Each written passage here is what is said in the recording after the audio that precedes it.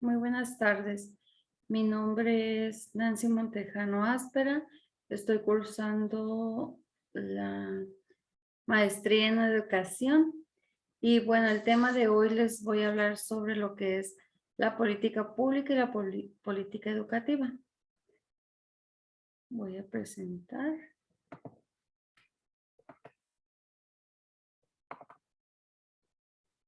Bien. Bueno, la política pública y política educativa, de lo que voy a hablar es una reflexión sobre el contexto. Si bien la política pública hace referencia al vínculo general entre Estado y la sociedad. ¿Qué quiere decir esto? Que existen gobernantes y gobernados, como lo vivimos en la actualidad y a lo largo de toda nuestra vida, así ha sido. O sea, para que funcione una sociedad debe de haber reglas, pero para que no se vea tan como que te estoy indicando esto debes de hacer, debe de haber acuerdos. A eso se le llama hegemonía. Por ejemplo, la hegemonía se trata de gobernanza, pero ahorita más adelante vamos a ver sobre ese tema.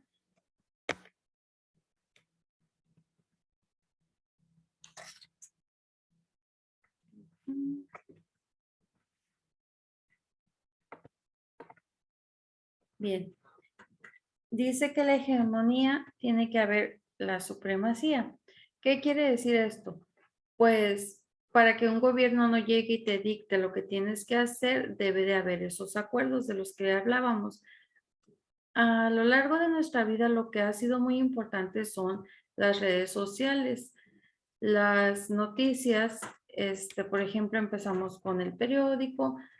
Antes era muy común leer un periódico en el cual nos hablaba sobre lo que era la política y por medio del periódico nos enterábamos de muchas cosas que pasaban. Ahora, en la actualidad, es lo mismo, nada más que la sociedad está más influenciada por las redes sociales, lo cual consta de una información rápida, concisa, a lo mejor no del todo verídica. Entonces, entre los gobernantes y los gobernados debe de haber intereses y necesidades concretas. A esto se le llama acción política. De ellos emanan objetivos y metas, ¿ok? Debemos de comprender que la sociedad está conformada por grupos, sectores sociales, clases, etcétera, lo cual todo influye en todas estas redes de las que les he hablado. Por medio de ellas nos comunicamos, por medio de ella nos enteramos de cómo estamos siendo, pues, gobernados, ¿verdad? Se maneja el lema, pues, lo que es mejor para todos. Bien. Existen dos tipos de políticas públicas, el expansivo y transformista. ¿Qué quiere decir? La de tipo expansivo, hay una democracia, es un bienestar general para la sociedad. Y la otra transformista, que es en donde se ha generado la desigualdad y es la lucha entre los más ricos y los más pobres. Se generan reformas superficiales y para que se dé esta hegemonía debe de haber una correlación entre la razón intelectual y la moral, ¿ok? No se puede llegar el Estado no puede llegar a decirnos lo que vamos a hacer. Por eso, por muchos años también en lo que es el expansivo, se utiliza que es democráticamente. ¿Cuántas veces no hemos oído hablar? Pues que vamos a ir a votar democráticamente para que gane pues el representante que a lo mejor nos va a gobernar. En lo cual existen reformas.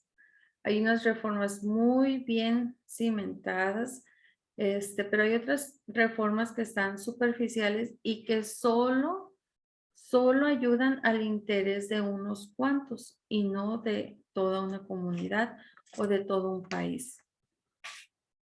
A lo largo de nuestra historia ha existido, por ejemplo, lo que es los derechos humanos. Si mal no recordamos, hace mucho tiempo existía la esclavitud. Se da también lo que es la discriminación racial en 1969. ¿Por qué? Porque luchan, ¿verdad? Luchan para que exista ese derecho y ya no se haga más la discriminación. Hasta el día de hoy es un tema que a muchos todavía les cuesta no discriminar o no ser discriminados. Por eso, pero ya está establecido como un derecho. La discriminación contra la mujer, en 1981 se da un movimiento social a favor de la mujer. Y pues, ¿por qué no recordar los derechos del niño en 1990? Estas políticas educativas se dan en la Declaración de Salamanca, en Tailandia, en 1990. Pero, pues hasta 1994 entra en vigor ¿qué era esto? Pues que se hizo una reforma de las necesidades educativas especiales. Y pues, ¿de qué trata esto? Pues que había que hacer inclusión, ¿verdad? En las escuelas debíamos de aceptar a niños con necesidades educativas especiales, que es un derecho de estos niños. Por lo tanto, hay reformas que ayudan, hay decretos que ayudan a una sociedad, a una comunidad, pero en este caso, se tardó 4 años porque estaban poniéndose de acuerdo y no nomás era uno, ¿verdad? Eran varios países los que estaban allí en disputa de lo que era la inclusión. Y si todavía se sigue transformando ese derecho, ¿verdad? Bueno, por mi parte es todo. Mis referencias, pues esta información la tomé de Pulido, que lo cita en el 2017, que trata de política pública y política educativa, una reflexión sobre el contexto en educación y ciudad.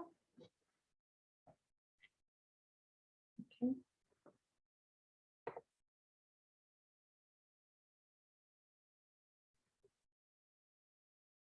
Nos vemos. Gracias.